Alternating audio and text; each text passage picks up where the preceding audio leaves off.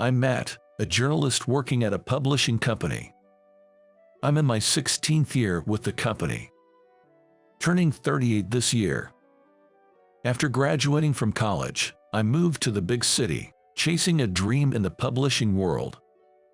Since joining the company, I have devoted my entire life to my work in order to obtain a life in the city that is the envy of everyone. But despite my savvy efforts, reality hit hard. I remained an average, stuck with dull editing and proofreading tasks.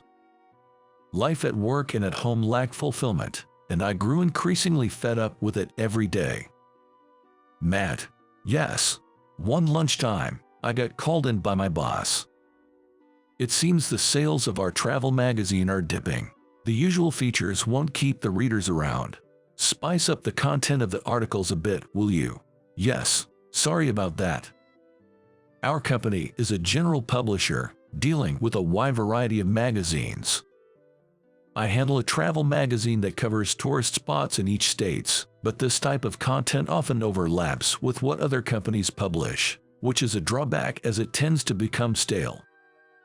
Have you been delegating the on-site research to your juniors lately? Yes. I mainly check and proofread the draft articles for the magazine.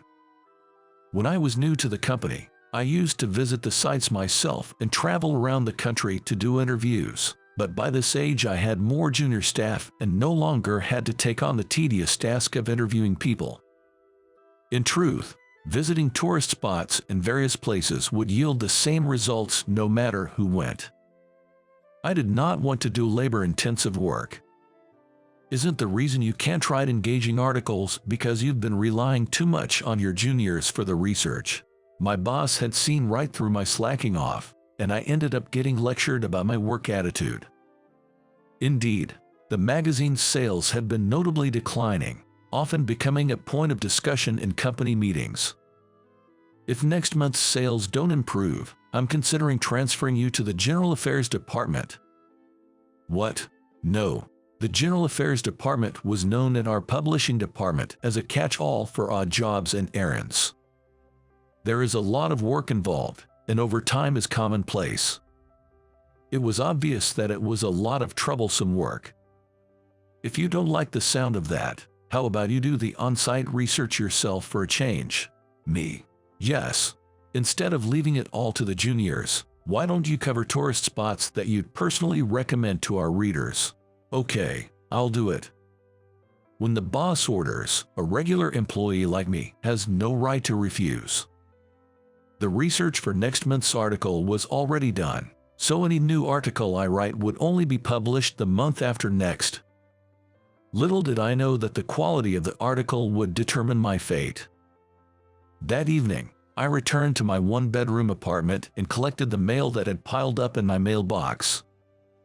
There were ads for real estate, newspaper subscriptions, and flyers for the local supermarket's flash sale. As I skimmed through them, I found a postcard tucked among the ads.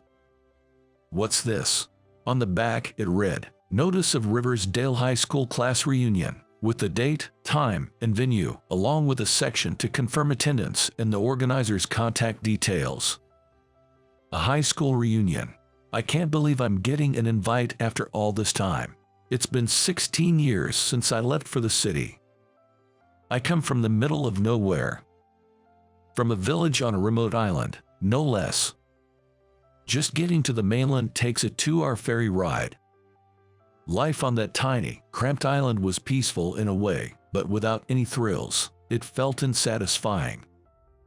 That's why I hated the countryside and quickly left for the city, where I was going to have a rich life that would be the envy of the country people on the island.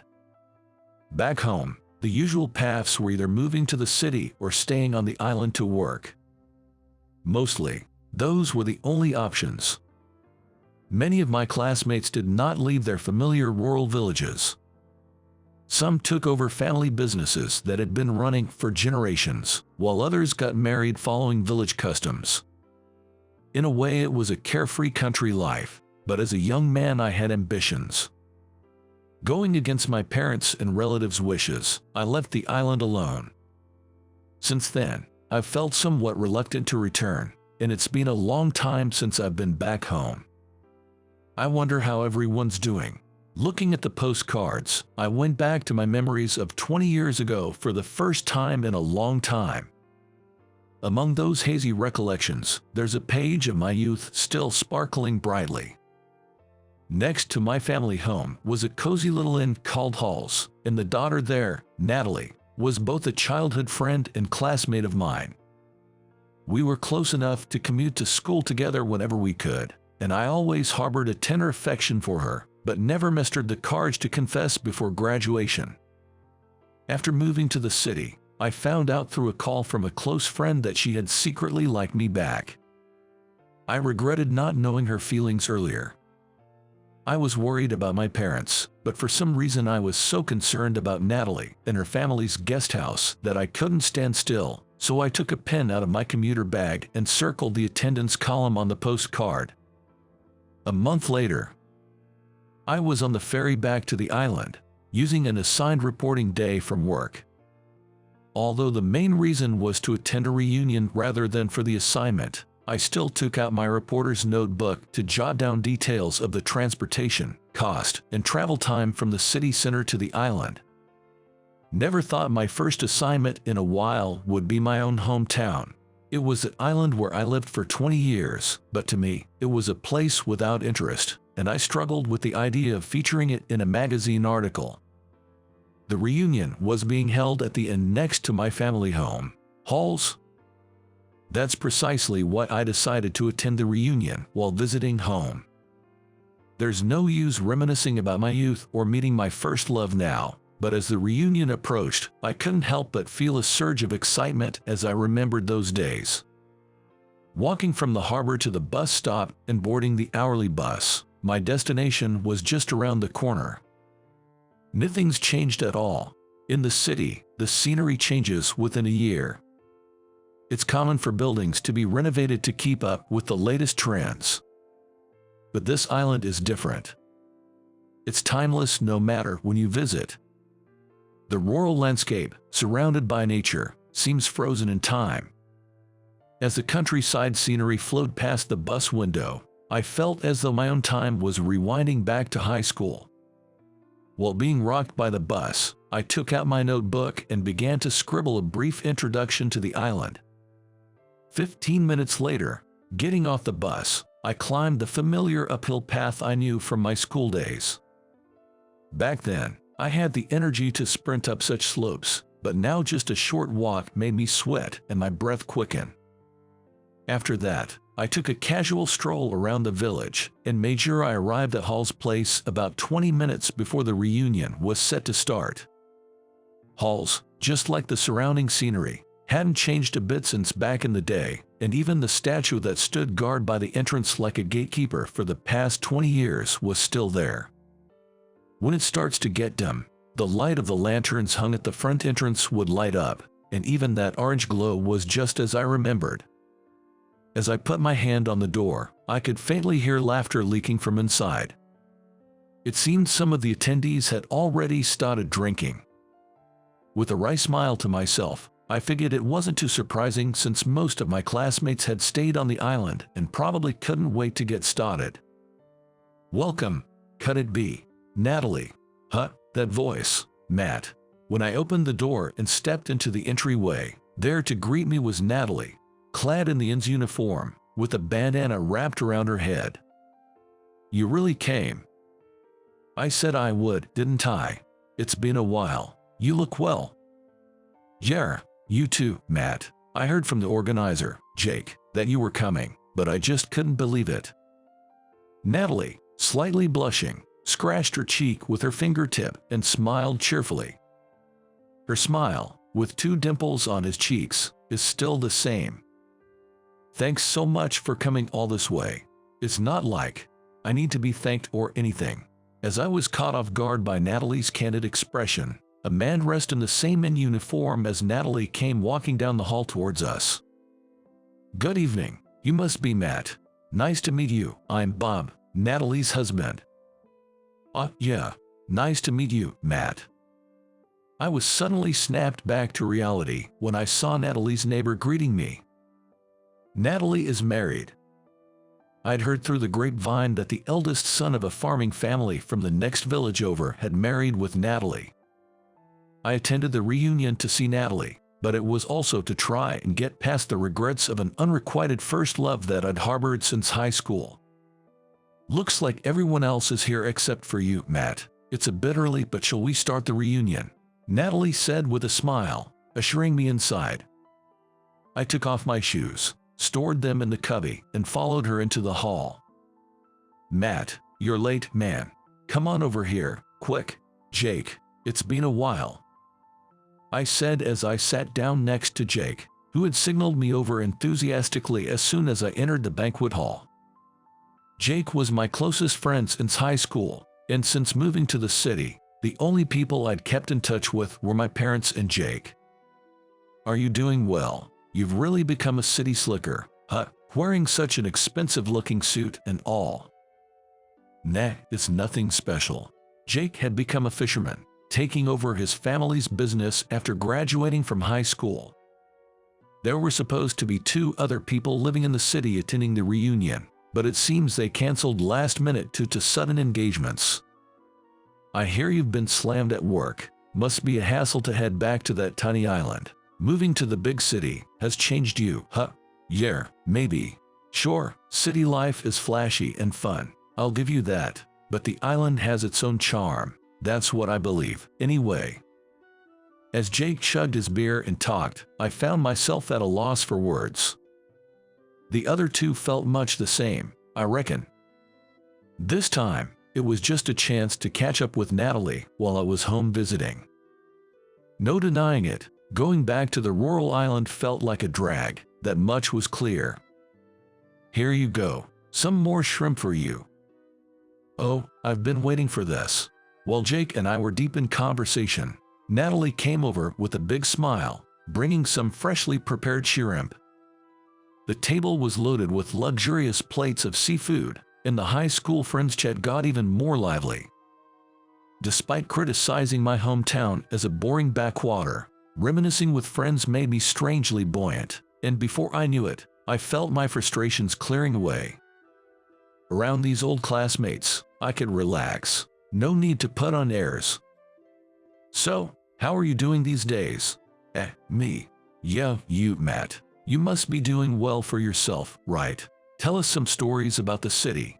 Natalie plopped down between Jake and me, and one by one, the others joined in the conversation. Before I knew it, I became the center of attention. I'm working at a publishing company now. It's busy work, but putting a magazine together with the whole team is pretty rewarding, I'd say. Wow, look at you. Publishing is something way out of reach for a farmer's second son like me. Hana, Matt, you've got a different vibe than the rest of us island bumpkins. I'll admit, before I left for the city, I wanted to prove something to my parents and my classmates back home. I'm not meant to be contained by this countryside, I thought, rebelling and moving to the city. But the reality is, I'm stuck at work, with no remarkable success stories or achievements to boast about. I used to brag about being respected by my juniors or being in the boss's good graces, getting dragged to business golf or nightly drinks, but that was all just to protect my pride. You're cool, Matt. What? All of a sudden, Natalie, sitting next to me, watched me with a smile, chuckling in her typical way. It wasn't just her smile, but her bright laughter and subtle thoughtfulness that were so characteristic of her. Matt, remember how you used to get lost in school all the time? Hey, don't bring that up. That was decades ago. Haha, sorry, it's just nostalgic. Memories from 20 years ago flooded back, and I couldn't help my tearing up a little.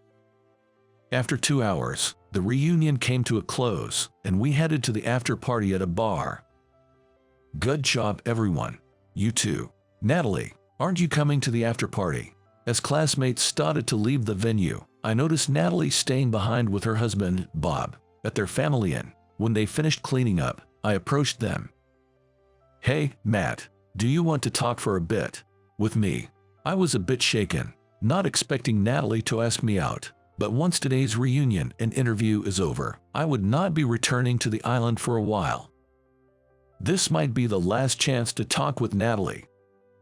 We sat down on the back porch of the inn, quietly looking out at the garden. Natalie seemed uncharacteristically hesitant, her face downturned. Back in school, she was always the one to break the ice with Shyme.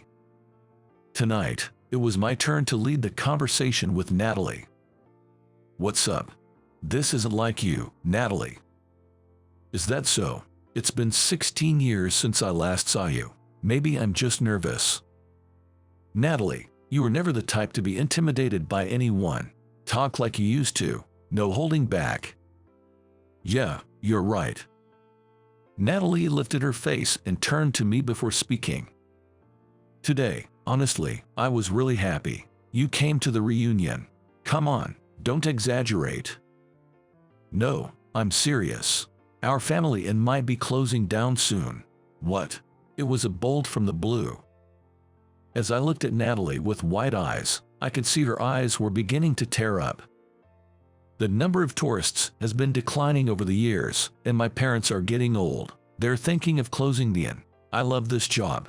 I want to keep the inn going." "What will you do if the inn closes, Natalie?"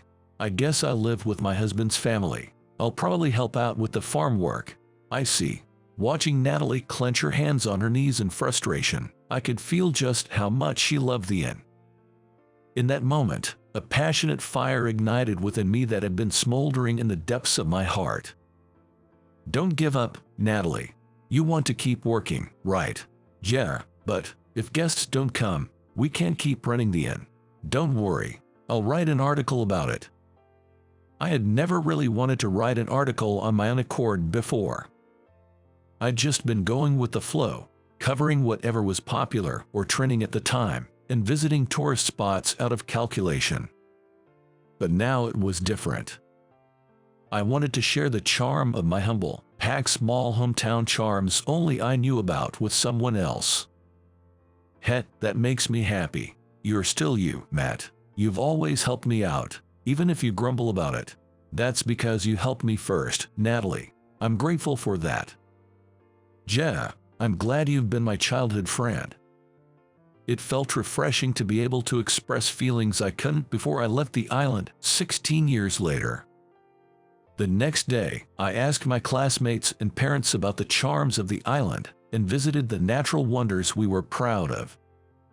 After returning to the city, I energetically started working on the production of a travel magazine. From selecting photographs to writing articles, for the first time in a long time, I did everything myself. There were days when it was physically difficult due to the constant overtime work, but several junior members of the team helped me with miscellaneous tasks and offered me food, which made me feel once again grateful for the team. "Matt, could you come to the conference room for a sec?" A week after publication, I was called by my boss again. This month's article was really good. The interviews felt authentic, and the features hook was excellent. "Really? It seems inquiries to the place have increased. Well done, Matt." "Thank you." Receiving words of praise for the first time in years, I hugged the travel magazine, my work of pride, to my chest.